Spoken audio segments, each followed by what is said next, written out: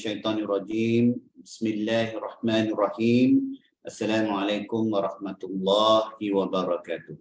Alhamdulillah, alhamdulillahirabbil alamin. Wassalatu wassalamu ala rasulil amin sayyidina Muhammadin ibn Abdullah wa ala alihi washabihi wa man wala. Allahumma shalli ala Muhammad wa ala ali Muhammad. Kama shallaita ala Ibrahim wa ala ali Ibrahim wa barik ala Muhammad wa ala ali Muhammad. Kama barakta ala Ibrahim wa ala ali Ibrahim fil alamin innaka Hamidul Majid. Allahumma inna nas'aluka 'ilman nafi'a wa rizqan thayyiban wa 'amalan mutaqabbala wa dinan qayyima wa yaqinan shadiqa wa imanan kamila. Amin amin amin ya rabbal alamin. Amma ba'du. Baik, alhamdulillah, insyaallah hari ini kita akan khatamkan surah Al-Anbiya. Surah yang kata temanya ialah bagaimana Allah Subhanahu Wa Taala memberi peringatan kepada baginda Rasulullah sallallahu alaihi wasallam untuk disampaikan kepada kita melalui penceritaan ulang kaji semula beberapa kisah pada para nabi, rasul dan Sayyidatina Maryam. Ya, para nabi, rasul-rasul dan Sayyidatina Maryam. Dan diberi peringatan bagaimana tanpa kita mentauhidkan Allah dengan sebenar-benarnya tauhid, hari ini diberi peringatan semula. Orang yang tidak mentauhidkan Allah, ancaman dia satu je, azab api neraka. Wa na'udzubillah. Ya, ditutup hari ini bagaimana akan diazabkan dengan azab api neraka. Ingat, nak terasa azab api neraka tu macam mana? Baca tafsir juzuk 30. Susun satu kat situ. Nak tengok cerita suspend, buka juzuk 30. Selamilah juzuk 30 tu, baru suspend tu. Tak payah nak tengok cerita hantu lah. Tak tahulah kalau ada kaki drama sini kan. Tak payahlah membodohkan diri kita menghadap TV berdoa tu tengok cerita hantu apa semua nak takut Lepas tu nak masuk tandas pun takut. Jangan ajar anak, hantu. Jangan pergi, hantu. Jangan. Kita ajar benda-benda lain lah. Jadi hari ini dia beri ancaman. Ancaman azab neraka ni bukan ancaman sikit-sikit. Bukannya ancaman yang sikit-sikit. Option kita ni bukannya kita nak senang lenang di dunia ni. Kalau kita berkasih-kasih, berkeluarga di dunia, kita nak ahli keluarga yang samalah. Berkasih-kasih dengan kita di akhirat besok dalam syurga. Dia ada dua je. Azab dia neraka, nikmat dia syurga. Ingat, azab pertama akan datang masa dalam alam barzah lagi dah. Alam barzah kita biasa dihukum akalnya lah. Walaupun kita tahu ni kita dah akhir zaman ya. Banyak hadis-hadis akhir zaman semua dah satu keluar ya. Bumi Arab dah jadi macam mana sekarang ni sebahagian daripada akhir zaman juga ya. Tapi hukum akal mengatakan kita dalam alam barzah ni besok dalam kubur lah lagi lama daripada kita hidup ni. Hidup pakai lawa-lawa ni ya. Lagi lama lah kita besok berbungkus dengan kain putih ke alam barzah tu. Jadi bersedia ke tak bersedia kita ni? Macam tu. Ingat, satu perkataan akan keluar hari ni ialah rahmatan lil alamin. Itu yang dikurniakan untuk baginda Rasulullah sallallahu alaihi wasallam. Tapi rahmat yang lagi besar yang kita nak ialah daripada yang Maha Pemberi rahmat tu, ialah daripada Allah Subhanahu Wa Taala sendiri. Jangan lupa. Ya, rahmat yang besar tu datang daripada Allah. Kita tak masuk syurga tanpa rahmat Allah. Ya, ihsan Allah tu, kita nak Allah kesian kat kita. Hari ini ditutup dengan ancaman. Ujung tu dikatakan lebih kuranglah baginda Rasulullah sallallahu alaihi wasallam diarahkan mengatakan aku dah sampaikan. Atas kita lah. Ni summary lah atas kita Dan cantiknya besok insya-Allah ataupun bila kita masuk surah Al-Hajj, reminder semula azab api neraka tu untuk perjalanan seterusnya, pengajaran yang Allah nak bagi melalui surah Al-Hajj insya-Allah. Hari ini kita khatam surah Al-Anbiya menceritakan para nabi dan rasul dan juga Sayyidatina Maryam. Dan hari ini penerbit pilih bab tauhid. Tauhid ketauhidan intisari wahyu Allah. Betul lah tu. Ayat dia besar tapi apa saja yang perkara utama disampaikan oleh semua nabi dan rasul ialah mentauhidkan Allah dan tidak sekali-kali mensyirikkan Allah. Kita tak mungkin boleh mengenal Allah tanpa kita belajar ilmu mengenal Allah. Itu bab ilmu tauhid, ilmu kalam. Ambillah jurusan apa awak suka. Tauhid 3 ke, tauhid apa ni, sifat 20 ke, tak kisahlah tu. Belajar belaka-belaka pun boleh, tak ada masalah. Lagi banyak ilmu sepatutnya kita lagi tenang, kita lagi faham ya. Wallahu alam. Hari ini kita khatamkan surah ayat 102 dengan 112. InsyaAllah hujung ni kan akan dapat satu amalan yang saya pasti semua dah buat. Orang Melayu panggil, ada ulama panggil zikir Sayyidatuna Fatimah ya, Az-Zahra, insyaallah. Silakan. Auzubillahi minasyaitonirrajim. Sambil-sambil itu forward pada WhatsApp ahli keluarga masing-masing ya. A'udzubillahi minasyaitonirrajim. La yasma'una hasisaha wa hum fi mashtahat anfusuhum khalidun. لا يحزنهم الفزع الأكبر وتتلقاهم الملائكة هذا يومكم الذي كنتم توعدون يوم نطوي السماء كطي السجل للكتب كما بدأنا أول خلق نعيده وعدا علينا إنا كنا فاعلين ولقد كتبنا في الزبور من بعد الذكر أن الأرض يرثها عبادي الصالحون إن في هذا لبلاغا لقوم عابدين وما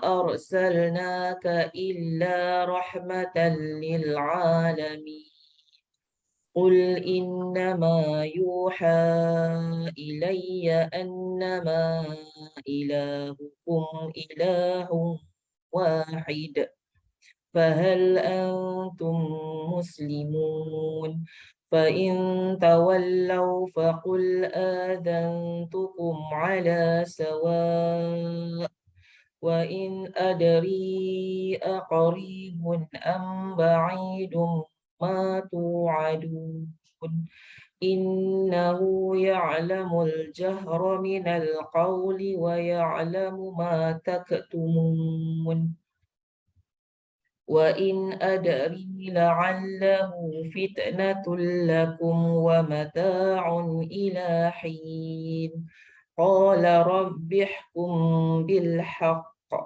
وربنا الرحمن المستعان على ما تصفون. Terjemahan, mereka tidak mendengar bunyi desisnya api neraka dan mereka kekal dalam menikmati semua yang mereka inginkan. Kejutan yang dahsyat tidak membuat mereka merasa sedih dan para malaikat akan menyambut mereka dengan ucapan, inilah hari yang telah dijanjikan kepadamu. Ingatlah pada hari di mana langit kami gulung seperti menggulung lembaran-lembaran kertas, sebagaimana kami telah memulakan penciptaan pertama, begitulah kami akan mengulanginya lagi. Suatu janji yang pasti kami tepati, sesungguhnya kami akan melaksanakannya. Dan sesungguhnya telah kami tulis di dalam Zabur, Nota 538, semua kitab yang diturunkan Allah kepada nabi-nabinya. Sebahagian mufasir padam sebahagian menyatakan bahawa Zabur ialah kitab yang diturunkan kepada Nabi Dawud alaihissalam, sedangkan Az-Zikr ialah kitab Taurat. Setelah tertulis di dalam Az-Zikr, Luh Mahfuz, bahawa bumi ini akan diwarisi oleh hamba-hambaku yang soleh. Sesungguhnya apa yang disebutkan di dalam Al-Quran ini benar-benar menjadi petunjuk yang lengkap bagi orang-orang yang menyembah Allah. Dan kami tidak mengutus engkau, yakni Muhammad, melainkan untuk menjadi rahmat bagi seluruh alam. Katakanlah Muhammad, sesungguhnya apa yang diwahyukan kepadaku ialah bahawa Tuhanmu adalah Tuhan yang esa. Maka adakah kamu telah berserah diri kepadanya? Jika mereka berpaling, maka katakanlah yakni Muhammad, aku telah menyampaikan kepadamu ajaran yang sama antara kita dan aku tidak tahu adakah yang diancamkan kepadamu itu sudah dekat atau masih jauh. Sesungguhnya dia, yakni Allah, mengetahui perkataan yang kamu ucapkan secara terang-terangan dan mengetahui juga apa yang kamu rahsiakan. Dan aku tidak tahu, boleh jadi hal itu ujian bagi kamu dan kesenangan sehingga waktu yang ditentukan. Dia yakni Muhammad berkata, Ya Tuhanku, berilah keputusan dengan adil dan dialah Tuhan kami yang maha pemurah, tempat memohon segala pertolongan ke atas semua perkara. Mu'jam. Yuha. Asal makna wahyu ialah isyarat yang cepat, seperti dikatakan amrun wahyun, yang artinya perkara yang sifatnya cepat, baik melalui perantara ucapan, simbol maupun dengan cara diperlihatkan, dan terkadang dalam bentuk suara yang tidak memiliki susunan iaitu yang jelas, isyarat dengan sebahagian anggota badan dan tulisan. Sebagaimana firman Allah mengenai Zakaria, maka dia keluar dari mihrab menuju kaumnya, lalu dia memberi isyarat kepada mereka, bertasbihlah kamu pada waktu pagi dan petang. Surah Maryam ayat 11. Tafsir Jalalain. Qul innama yuha ilayya annama ilahukum ilahun wahid. Katakanlah sesungguhnya tiada yang diwahyukan kepadaku sehubungan dengan perkara Tuhan, melainkan keesaannya. Fahal antum muslimun, maka hendaklah kamu taat kepada apa yang diwahyukan kepadaku, iaitu mengesakan Tuhan. Istifham kata tanya di sini mengandungi makna perintah. Fa in tawallau, jika mereka berpaling daripada hal tersebut, faqul adzantukum, maka katakanlah aku telah memberitahukan kepadamu untuk berperang. Ala sawain. Lafaz ala sawain ini berfungsi sebagai hal kata keterangan keadaan daripada fa'il subjek dan maf'ul objek. Maksudnya antara kami dan kamu sama-sama mengetahui maklumat ini. Aku tidak memaksakan kamu untuk berperang, tetapi kamu sendirilah yang mengajaknya. Maka bersiap-siaplah kamu. Wa'in, dan tiadalah. Adri aqaribun am ba'idum ma tu'adun. Aku mengetahui azab atau kiamat yang juga di dalamnya mengandungi azab. Apakah yang diancamkan kepadamu itu sudah dekat atau masih jauh? Kerana sesungguhnya yang mengetahui hal itu hanyalah Allah. Innahu, sesungguhnya Allah Subhanahu Wa Taala, ya'lamul jahra minal qaul, mengetahui perkataan dan perbuatan yang terang-terangan daripada kamu serta orang-orang selain kamu. Wa ya'lamu ma taktumun, dan dia mengetahui apa yang dirahsiakan olehmu dan selainmu. Tafsir Ibn Kathir. Allah Subhanahu Wa Taala memerintahkan Rasulnya untuk mengatakan kepada orang-orang musyrik, sungguh apa yang diwahyukan kepadaku ialah bahawa Tuhanmu adalah Tuhan yang esa. Maka apakah kamu telah berserah diri kepadanya? Hendaklah kamu mengikutinya dengan berserah diri dan tunduk kepadanya. Maka jika mereka berpaling, iaitu meninggalkan apa yang telah kuserukan pada mereka, maka katakanlah bahawa aku telah menyampaikannya pada kamu semua. Aku beritahukan pada kamu bahawasanya aku memerangi kamu sebagaimana kamu pun memerangi aku. Aku melepaskan diri daripada kamu sebagaimana kamu melepaskan diri daripadaku. Hal sama difirmankan dalam ayat lainnya. Dan jika mereka tetap mendusta kamu, yakni Muhammad, maka katakanlah, bagiku pekerjaanku dan bagimu pekerjaanmu. Kamu tidak bertanggungjawab terhadap apa yang aku kerjakan dan aku pun tidak bertanggungjawab terhadap apa yang kamu kerjakan. Surah Yunus ayat 41. Dan firman-Nya, dan jika engkau, yakni Muhammad, khawatir akan berlakunya pengkhianatan daripada suatu golongan, maka kembalikanlah perjanjian itu kepada mereka dengan cara yang jujur. Sungguh Allah tidak menyukai orang yang khianat. Surah Al-Anfal ayat 58. Iaitu hendaklah pengetahuanmu dan pengetahuan mereka tentang pelanggaran daripada berbagai-bagai perjanjian itu adalah sama. Demikian pula di sini pada surah ini disebutkan, maka jika mereka berpaling, maka katakanlah aku telah menyampaikannya kepadamu semua. Surah Al-Anbiya ayat 109. Artinya aku telah beritahukan kepadamu bahawa diriku berlepas diri daripadamu dan kamu berlepas diri daripadaku kerana aku mengetahui hal itu. Baik, Alhamdulillah. Kita berhenti dulu. Sebab lain itu dah pengajaran lain. Kata kunci dia itulah. Ya, Allah dah maklumkan kepada baginda Rasulullah SAW nak beritahu, habis dah. Ya, tanggungjawab aku dah selesai, aku telah sampaikan. Setiap perkara dalam Al-Quran ni, satu yang kita dapat ilmu tu, kita kena pegang. Kita kena pegang. Sebab ada kencelaan, ada amaran bahawa kita tak boleh dapat satu ilmu tapi kita tak pegang, kita tak amal. Itu bahaya. Ada satu bab khusus membincangkan bab tu ya. Kita dah ada ni, kita tak sampaikan, kita tak makmurkan, kita tak sebarkan, kita tak pastikan diri kita beramal dengan apa yang baginda Rasulullah SAW dah maklum melalui hadis dan juga melalui apa firman-firman Allah yang jelas kepada kita. Ya ayyuhallazina amanu, begini. Hati-hati ya, hati-hati. Kita kena pegang sungguh-sungguh lah.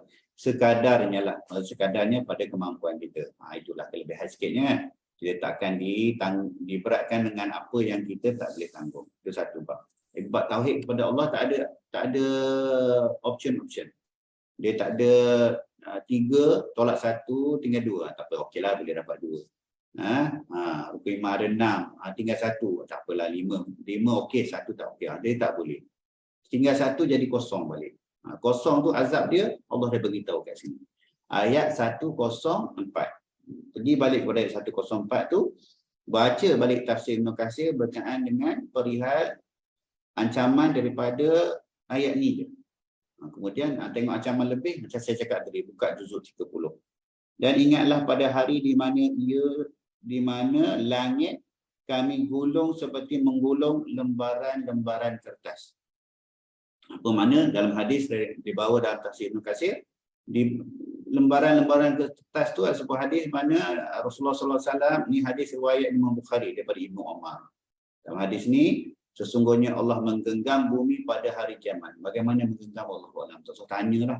Sedangkan langit berada di tangan kanannya. Lafaz ini diriwayatkan oleh Imam Bukhari. Ya. Allah gulung dia mesti. Dalam lain, Ibnu Abi Hatim berkata, Ibnu Abbas pun setuju mengatakan, Allah menggulung 7 lapisan langit dengan makhluk-makhluknya sekali. Dengan 7 lapisan bumi dengan makhluk-makhluknya sekali. Jadi makhluk langit, malaikat apa semua tu kena gulung sekali, berak, tutup akhirat. Makhluk bumi gitu juga. Tengok ni, dia kata yang semuanya digulung dalam tangan kanan. Bagaimana? Tangan kiri, tangan kanan kita dah tahu lah tu. Tak payah bincang lah. Tapi tengok kebesaran Allah ni pada akhirnya ayat ni dikata semua itu berada di tangannya seperti sebuah biji kecil. Kita tengok dunia kita ni besar sangat dah. Kuantan ni pun tak habis jajak lagi. Ada orang nak pusing kuantan kena buka Waze. Buka Waze nak tengok kuantan. Mana kedai ni? Kedai terbaru ni mana ni? Kafe terbaru ni kat mana dia nak makan sedap ni kan? Buka Waze. Sesatlah kita kat Kuantan ni kan. Rasa besar sangat dah Kuantan ni. Belum pergi Kuala Lumpur. Tak ada Waze, tak ada Google, habislah sesat barat. Gelap gambar lah kita dalam kereta tu kan, tak nampak lah. Tapi dunia ni aduh sangat. Dalam tafsiran Ibnu Abi Hatim dengan Ibnu Abbas, mana dunia ni, dunia yang kita kenal lah. Yang mana saintis tak jumpa lagi pengakhiran dia tu. Lepas jumpa cakrawala, jumpa lagi.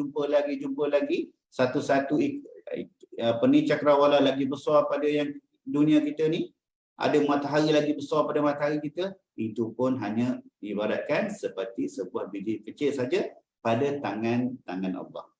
Ingat tangan Allah tu macam mana wallahu a'lam ya. Maksudnya kecil sangat kita ni.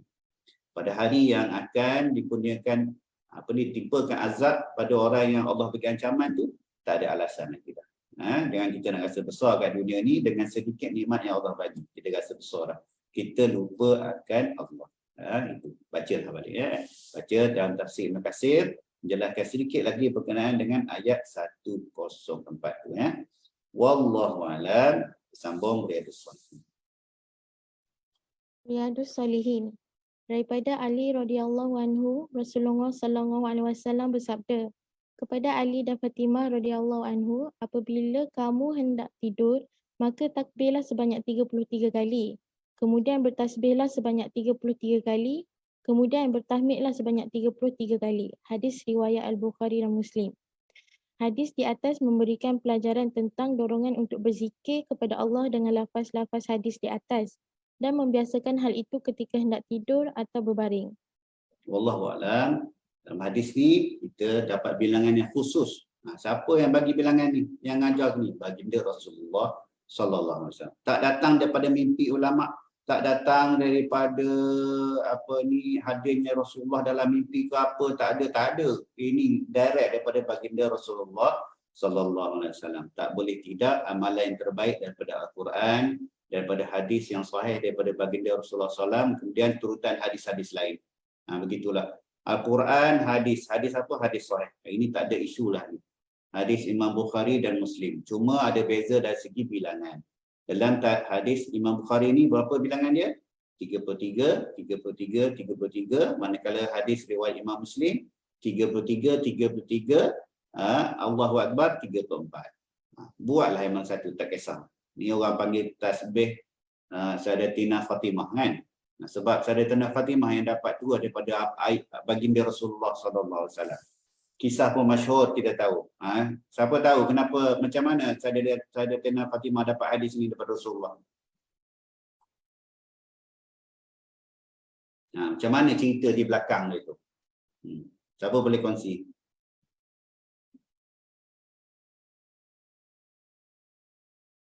Aqilah tahu? Najihah? Tahu belakang cerita dia macam mana? Liana? Siapa nak cuba? Kata tak tahulah ya. Ni tahu tak tahu je lah. Sayyidatina Fatimah penat buat kerja rumah. Ya. Ada orang Melayu dia ambil khusus buat tu. Zikir ni tak penat. Tak payahlah sampai ke situ. Kita berzikir sebab apa? Sebab satu susuk tubuh yang paling agung suruh kita buat zikir macam tu sebelum kita tidur. Iaitu baginda Rasulullah sallallahu alaihi wasallam. Memang kisah dia Sayyidatina Fatimah ni dia tak ada pembantu di rumah. Pada satu ketika tu dia berbeza sikit lafaz tu, penceritaan tu, lafaz bukan sama Bukhari Muslim, tapi sirah belakang tu berbeza sikit antara sirah yang datang daripada riwayat Muslim dengan Bukhari. Tapi cerita dia samalah. Sayyidatina Fatimah penat sebab dia tak ada berbantu di rumah. Sayyidina Ali bukannya orang kaya. Bukannya orang kaya. Keluarga Rasulullah tak ada keluarga kaya-kaya.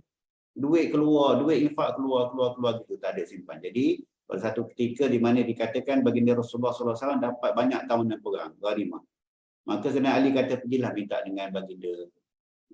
Kurang-kurangnya ada berbantu, boleh bantu kat rumah. Sayyidatina Fatimah pergi, maka Rasulullah dalam riwayat tu Rasulullah SAW bagi zikir ni.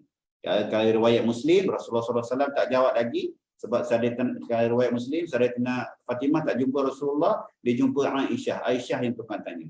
Malam tu baru baginda Rasulullah SAW datang jumpa Sayyidatina Fatimah dengan Ali di pembaringan. Rasulullah kata tak apa, tak payah bangun, duduk. Maukah aku bagi satu amalan yang lebih besar daripada apa yang kau minta? Kau minta apa? Pembantu kan? Rasulullah SAW bagi amalan yang lagi besar. Bolehlah tafsirkan besar tu maksud dia apa? Maksudnya sihat, maksudnya tak penat, maksudnya tak mengeluh dah. Tak mengeluh, penat buat kerja, isteri di rumah ni tak mengeluh lah.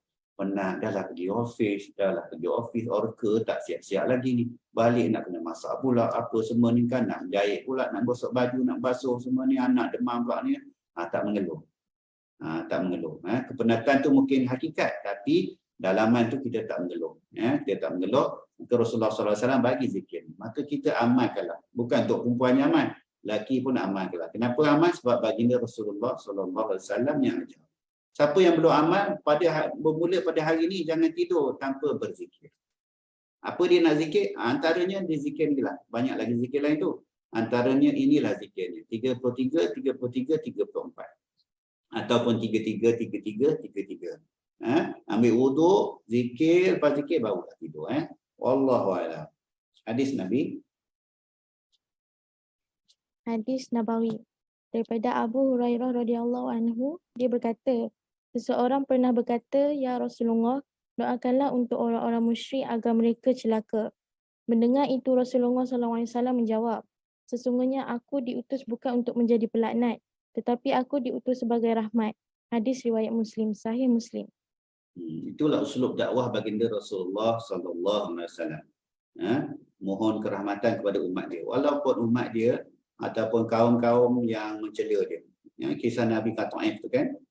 Nabi Muhammad SAW dalam doa baginda Rasulullah SAW tu, Rasulullah SAW berdoa akan kelemahan diri dia. Ya Allah, lebih kurang aku ditimpa begini-begini mungkin atas kelemahan diri aku dalam berdakwah. Lebih kurang. Rasulullah kata, dia yang lemah. Sebab tu orang Taif tak terima. Dia walaupun kita tahu orang yang dizalimi doa dia mustajab. Kita pun doa, ya Allah Tuanku kau hancurkanlah puak ni ya Allah. Perang tak apa.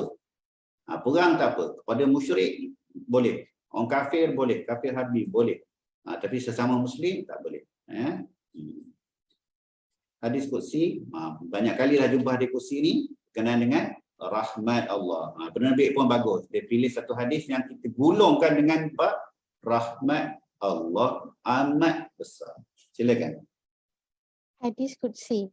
Daripada Abu Zar radhiyallahu anhu, dia berkata Rasulullah sallallahu alaihi wasallam bersabda, Allah Subhanahu wa taala berfirman, sesiapa melakukan kebaikan maka baginya 10 kebaikan yang semisalnya, dan kadang-kadang aku tambahkan lagi.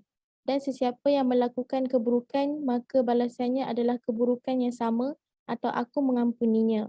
Sesiapa mendekatiku sejengkal, maka aku akan mendekatinya sehasta. Jika ia mendekatiku sehasta, maka aku akan mendekatinya sedepa. Dan jika dia mendatangiku dengan berjalan, maka aku akan mendatanginya dengan berlari. Dan sesiapa yang bertemu denganku dengan membawa kesalahan sebesar isi bumi, tanpa mempersekutukanku dengan yang lainnya, maka aku akan menemuinya dengan ampunan sebesar itu pula. Hadis riwayat Muslim. Wallahu a'lam. Amin amin ya rabbal alamin. Itulah kita nak, aku akan menemuinya dengan keampunan sebesar itu pula. InsyaAllah. Wallahualam. Alhamdulillah. Alhamdulillahirabbil alamin. Kita dah tamat surah Al-Anbiya. InsyaAllah sihat tubuh badan panjang umur kita. Isnin depan lah. Isnin depan kita masuk bab mabuk cinta. Cinta minggu depan. Mabuk cinta lah kita minggu depan. Nak mabuk cinta apa ni? Wallahualam, nanti kita tengok pada mukadimah surah Al-Hajj. Surah Al-Hajj. Surah ke-22 Juzuk berapa dah ni? Saya tak reti dah dengan juzuk berapa. Juzuk berapa dah surah Al-Hajj ni? Siapa jumpa nanti beritahu. Surah Al-Hajj.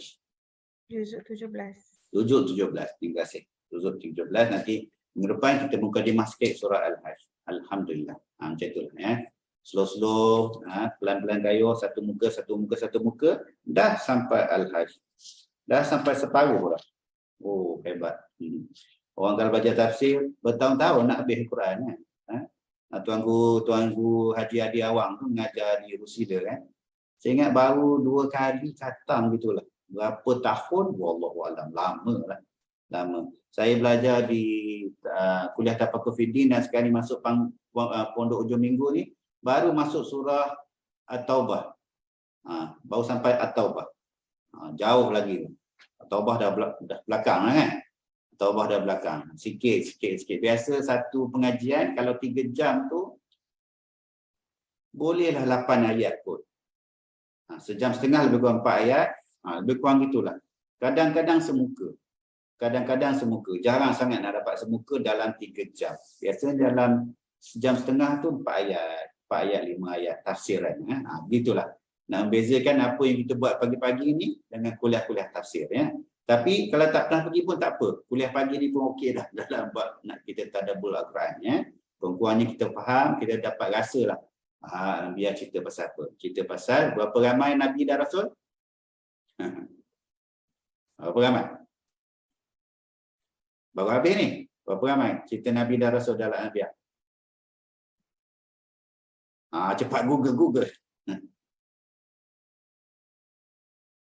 Berapa ramai? Baru habis. Berapa belas Nabi dan Rasul dan seorang wali. Seorang wali dah tahu dah siapa dia?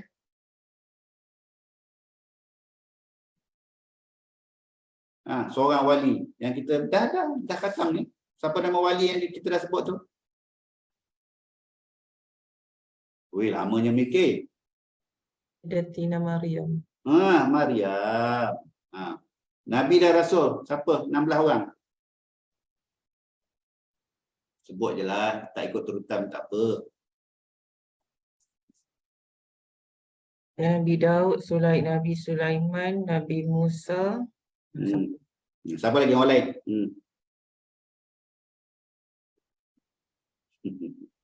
Nabi Zakaria. Nabi apa? Nabi Zakaria. Zakaria. Anak dia? Anak dia Yahya. Yahya. dia ada pairing lah. Nabi Musa, Nabi Harun, Nabi Ibrahim, ada Nabi Ishak, Yaqub, ya. Lepas tu sezaman dengan Nabi Ibrahim, Lut Lut sebelum tu, Lut sezaman dengan Nabi Ibrahim. Sebelum tu Nabi Nuh. Kemudian ada anak bapa lagi, Daud dengan Nabi Daud dengan Nabi Sulaiman. Itu cerita bagaimana nak mengadili tu. Datang kes macam ni nak adili. Nabi Daud kata gini, Nabi Sulaiman pun betulkan. Kemudian siapa yang Nabi yang Allah timpa sakit, yang sakit itu tak ditimpa dah pada Nabi lain? Ayub. Nabi Ayub. Kemudian cerita Nabi, ada mention je sikit. Abad Nabi Ismail, Nabi Idris, Zulkifli. Kemudian Zunnun, Nabi apa? Kisah Zunnun, Nabi tenggelam dalam 3 kegelapan. Nabi Yunus. Nabi Yunus. Kemudian ayah dengan anak, Nabi Zakaria dan Yahya. Dan walinya ialah Sayyidatina Maryam. Wallahualam. Kita memadailah kita dapat tangkap sikit-sikit gitu kan. Kita baca cerita Nabi Yusuf, kita dapat dah tahu perjalanan dia. Daripada mimpi, ayah dia kata jangan cerita ke orang, daripada adik-beradik dia nak menzalimi dia, nak pakat, masuk dalam perigi, apa semua, sampai masuk dalam penjara, takbir mimpi apa semua, jadi pembesar. Kita dah tahu dah. Kita tak cakap dah, oh Nabi Yusuf lah jadi pemimpin negara. Tak, dia pegawai je. Pemimpin dia masih lagi raja yang tidak mentauhidkan Allah. Cerita Nabi Yusuf. Itu lengkap. Masuk surah lain pula. Kita dapat tangkap sikit-sikit. Ingat sikit-sikit hukum yang keluar. Okey, alhamdulillah. Al-Anbiya, peringatan. Al-Anbiya ni tema ni peringatan keras balik melalui penceritaan kisah para nabi, rasul dan Sayyidatina Maryam. Wallahu a'lam. Memadailah gitu ya. Nak lebih-lebih kita kena mendalami lagi pelbagai ilmu yang datang daripada Al-Quran macam kita bincangkan semalam. Wallahu a'lam. A'udzubillahi minasyaitonir rajim. Bismillahirrahmanirrahim. Allahumma faqihna fid din wa 'allimna ta'wil wa ihdinas siratal mustaqim. صراط الذين أنعمت عليهم من النبيين والصديقين والشهداء والصالحين وحسن أولئك رفيقا يا أرحم الراحمين يا مصرف القلوب صرف قلوبنا على طاعتك يا مقلب القلوب ثبت قلوبنا على دينك وصلى الله على سيدنا محمد وعلى آله وصحبه وبارك وسلم سبحان ربك رب العزة عما يصفون وسلام على المرسلين والحمد لله رب العالمين سبحانك اللهم وبحمدك أشهد أن لا إله إلا أنت أستغفرك وأتوب إليك وبالله التوفيق والهداية. Assalamualaikum warahmatullahi wabarakatuh.